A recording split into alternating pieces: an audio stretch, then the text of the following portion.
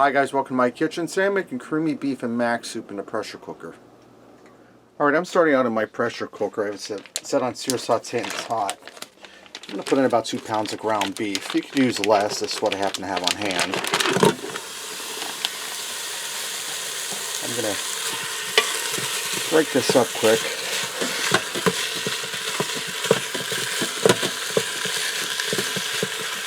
Now to that I have 1 onion. I chopped it, that's going to go in. I'm going to fry the ground beef and the onion so the ground beef is brown and the onion is softened up. Alright, now that my ground beef is browned up and my onions are soft, I drained off the excess grease. I'm going to add in 3 cups of beef broth. And I'm going to add in 2 cups of elbow macaroni.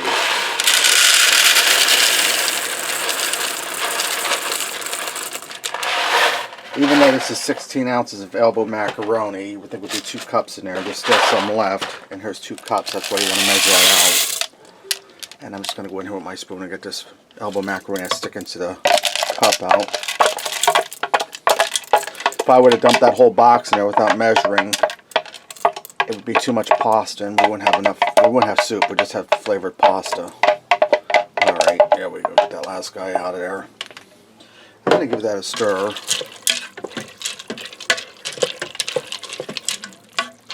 I'm going to put my lid on. I'm going to set this to pressure cook for 8 minutes.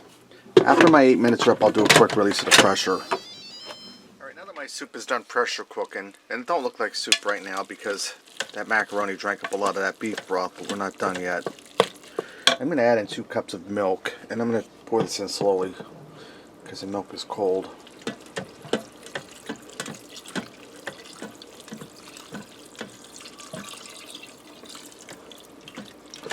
We're starting to get back to soup consistency. I'm going to set this back on saute.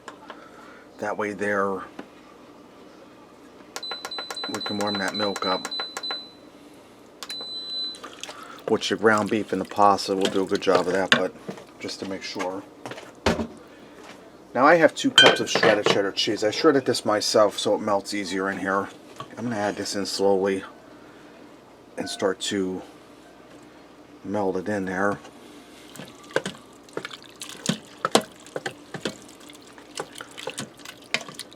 And as this heats up, again, that cheese will melt.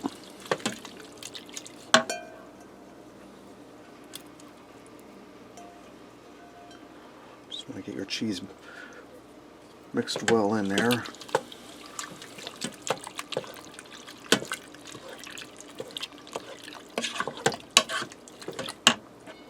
Piece there.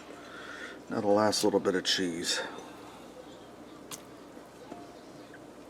Okay.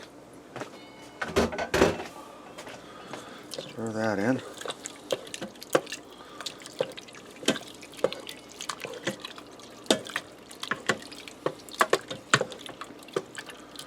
Okay, now I'm going to taste this for salt, because that beef broth had salt in it and this cheese has salts in it, so I want to taste before I add any in. And my cheese is starting to melt in there, guys. If you use the pre-shredded stuff, it's not going to melt as well for you as if you shred it yourself, because that has a cornstarch powder coating on it or something to keep it from sticking together. Okay, give that a try. I'm going to add in, I'm going to start with about a healthy teaspoon of salt. And it's starting to heat up. I hear it boiling down below.